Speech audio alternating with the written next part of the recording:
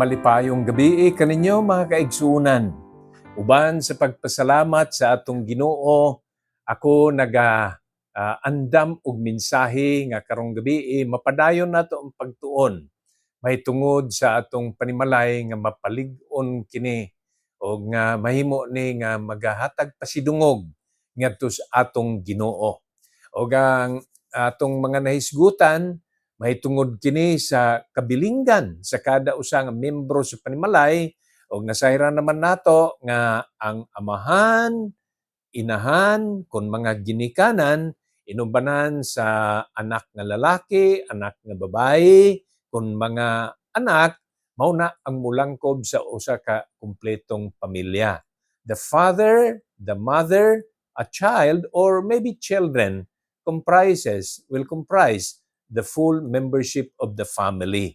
O karong gabi human sa kabilinggan sa amahan, human na usab ta sa kabilinggan sa mga inahan, maghisgot sabta sa dagkong mga buluhaton o responsibilidad sa mga anak. Ano ninyo mga kaigsuunan o mga kahigalaan, ang pagtudlo ni Apostol Pablo may tungod sa pagpasakop sa ginikanan na makita sa Ephesians 6:1, "Children, obey your parents in the Lord, for this is right." Dili lang diha makita sa New Testament. Sa Exodus chapter 20, verse 12, dinhi gibase ni Apostol Pablo ang iyahang panulat. Akong pagabasahon. "Honor thy father and thy mother, that thy days may be long upon the land which the Lord thy God giveth thee." Ang Dios magapanalangin sa imbililhong mga pulong.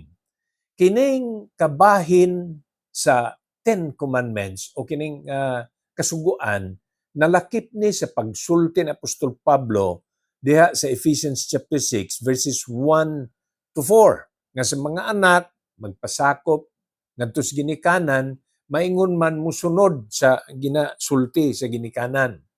Kung sa mga anak makita ninyo nga ang balaod sa inyong amahan mao ang iyahang mga pulong kung ginaisip ninyo kada istorya ni Papa, kada sulti ni Mama, kung ang inyong mga ginikanan nagasunod sa balaang kasulatan, unya mao ni ang inyong pamalaod sa panimalay, mauswagon, malipayon, maghiusa ang inyong panimalay ug lig-on kini. Bisan pa og mag-agi og nagkalain-lain mga pagsulay. Mao ni ang mamatabo. So, children, obey your parents.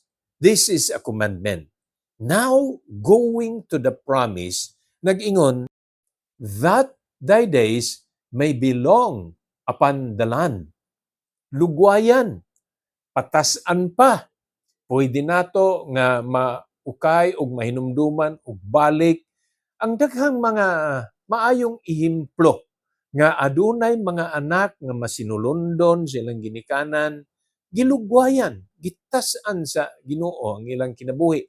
Doon na say mga bata, batuod ni mga pangitabo, nga dili matinumanon silang ginikanan, ug sayo pa nga nawad-an og mga oportunidad sa kinabuhi, ug ang uban gani sayo pa usab nangamatay tungod kini sa disobedience ug dili pagsunod.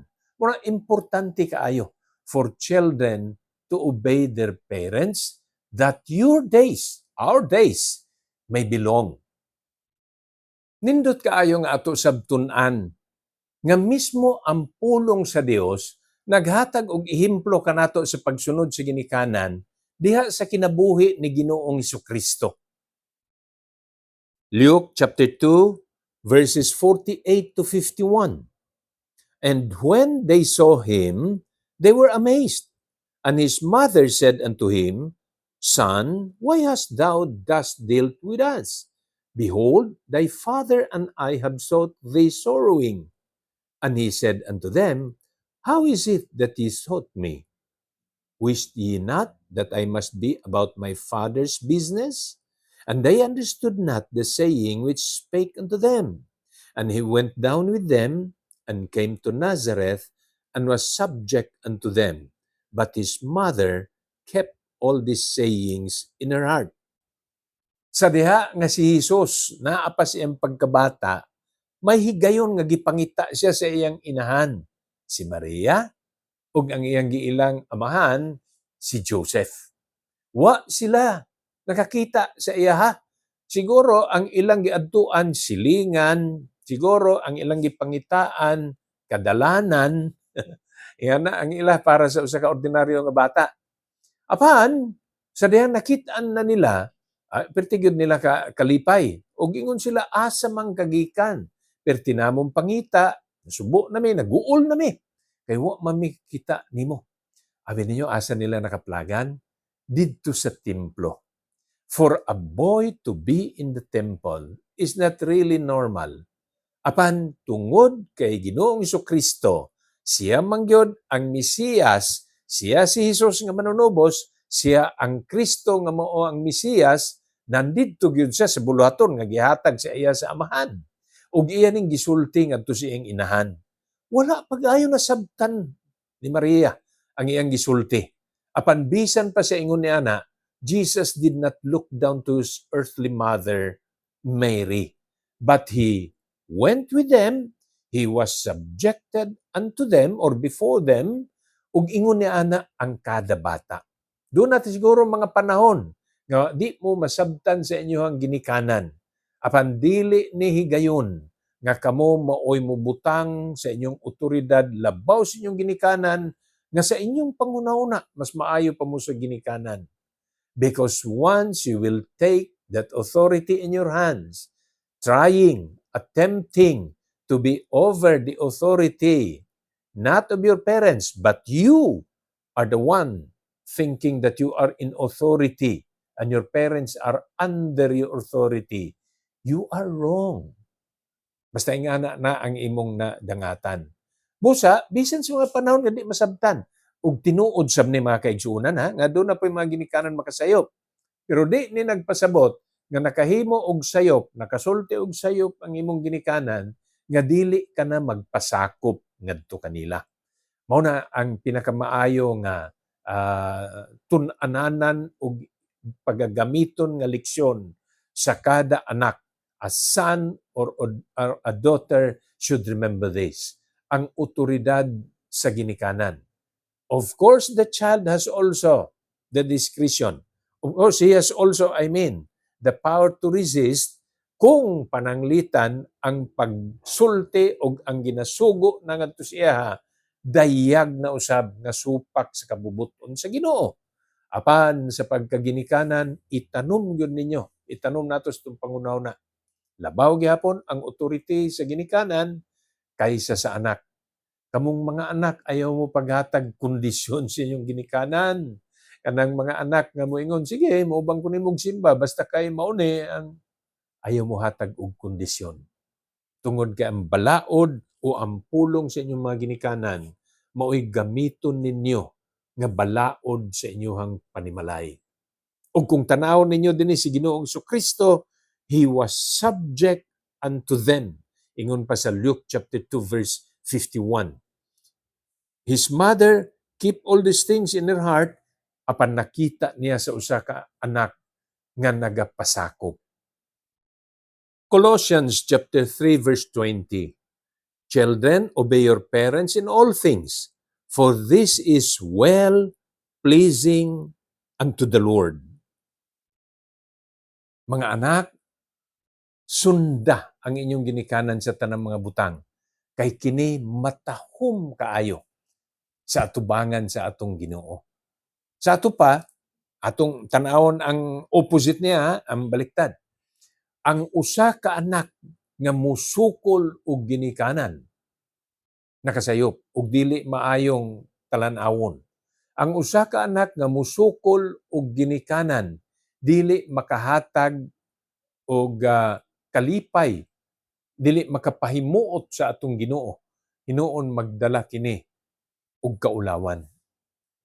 Deuteronomy 21:18-21.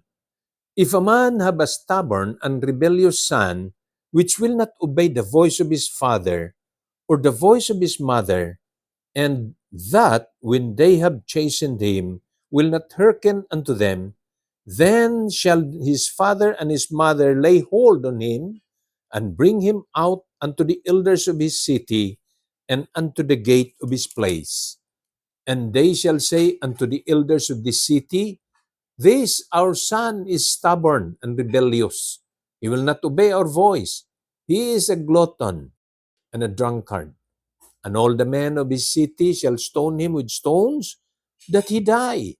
So shalt thou put evil away from among you, and all Israel shall hear and fear.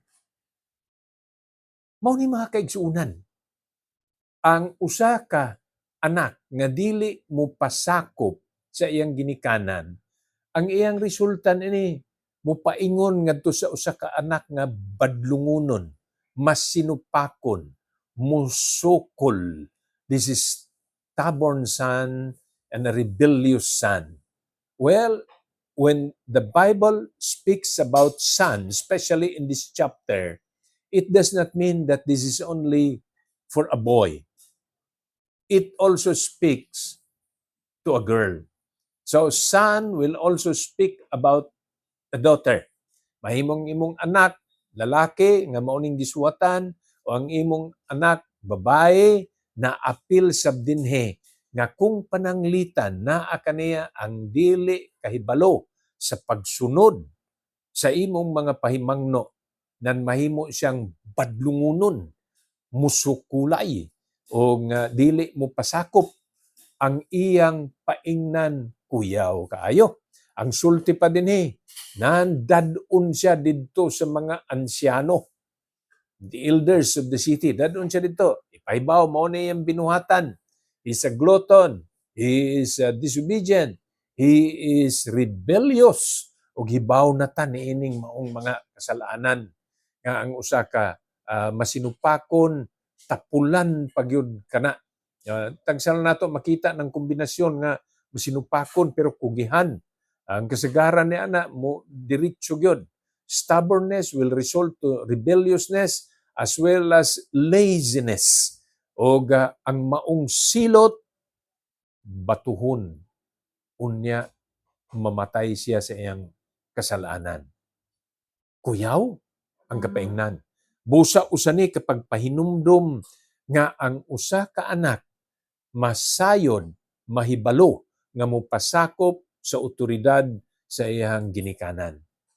May mga saad dinhi. Kini sugo apan may mga saad sab kinis panalangin. Apil na ganiha ang ato naisgutan, ang kinabuhi pwedeng lugwayan, pwedeng mapatasan. Pila na kaha ka kinabuhi sa mga batan-on ang sayo nga nakutlo tungod sa pagkamasinupakon ug dili pagtuo sa mga pahimangno. Daghan na.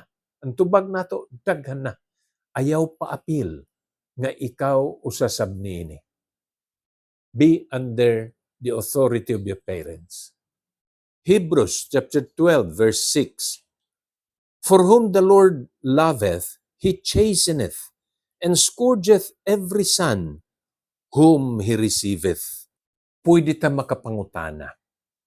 Unsa kay mga hinungdan nga adunay mga anak ngayon nini, mga batan-on nga dili mapasinakupon, kulang sa disiplina. Una ang tubag. Ug ang angayan nga himuon nini, sila pagapahinumduman. Ang nabasa nato nag-ingon dinhi nga ang anak angayan sa mga pagpahinumdum kon chastisement. Ang usa ka pulong nga gigamit dinhi kung magisgot ta og chastisement, mao ang pulong nga mastigo kung to chastise. Ug kana kung inyong madungog ang iyaha nga pagka-pronounce, halos-halos sa usa ka pulong nga ingon nato kastigo. Ang Dios nagahatag og pagpahinumdom sa iyang mga anak nga masupilon. Those who are stubborn, those who are rebellious will have their own chastisement. Napagani na mention kung basahon naton tiwas ang Hebrews chapter 12, napay pulong ginasulti scourgings. Mo ni ang latos usab. Apan kini nga tanan gituyo aron mo pahinumdom. So these are not punishments, but these are parts of discipline. Ug tungod niini, ato ning pagadawaton sa mga panahon nga ginakuhit, ginapahinumduman, o ginapaabot sa ato ang mga pagpukaw sa atong kaugalingon. In verse 7, if ye endure chastening, God dealeth with you as with sons. For what son is he whom the Father chasteneth not? Klaro mga kaigsuunan, dinis bala ang kasulatan, nga ang Dios o ang Amahan sa anak nga iyang gihigugma, iya usab kining pahinumduman, iya kining disiplinahon. Sama sa Dios nato nga Amahan. Ingunana usab ang ginabuhat. Kay ang kada anak tungod sa pagmahal, naa ka ng disiplina. O ang pangutana dinhi, unsang klase nga anak? Kung wala dinhi ang pagigugma, kung wala dinhi ang disiplina. Busa kung gaabot ka na kanato, karon sakit man, karon di man mauyunan, apan kung pananglitan kini dawaton nato, isip tuyo sa pagtudlo, tuyo nga matulid, nan kanan tanan makatabang og magahatag kana, dili lang kalipay, apan pakigdait usab og kalampusan. Mga kaigsuunan, kinahanglanon kini sa kada anak magpasakop ngadto sa ginikanan. Apan niini usab, pahinumduman nako ang mga ginikanan. Provide for the needs of your family. Your wife, your children, o kini makita sa nato sa 1 Timothy chapter 5 verse 8. But if any provide not for his own, and especially for those of his own house, he hath denied the faith and is worse than an infidel. Mga kaigsunan, niining ginapabuhat sa kada anak, naasad tay kabilinggan isip mga ginikanan, nga matagbo po ang ilang panginahanglan. Ang pagkaon, ang pangbisti, ang pinuy-anan, ang edukasyon, ang kahigayunan nga maghiusa nga magpangalagad sa Ginoo, part kana sa kabilinggan sa mga ginikanan. This has been provided. This has to be provided. Apan sa pagbuhat niini, kinahanglan nato ang tabang. Ang ginikanan, mahimong magmalnampuson sa paghimo sa ilang kabilinggan, ilabi na kung pagatabangan sa mga anak. Ang mga anak, mas madali sa nilang mahimo ug makatunan ang ilang mga kabilinggan pinaagi sa pagmatuto, pagtambag, ug pagdisiplina sa mga ginikanan ilabi na gikan sa Amahan. Busa magtinabangay kita aron mapalig-on ang atong panimalay. Ako manghinaot nga pinaagi sa pag-apply nato o paggamit nato sa mga leksyon nga ato nadunggan, 3 ka Miyerkules na ang milabay, hantod karong kagabion, masunod nato ang plano, ang blueprint sa Ginoo para ang atong panimalay dili lang malinawon, apan mauswagon pa kini ang ngayang pagatawgon Christian home. Ang Dios magapanalangin kanatong tanan. To God be the glory and shalom.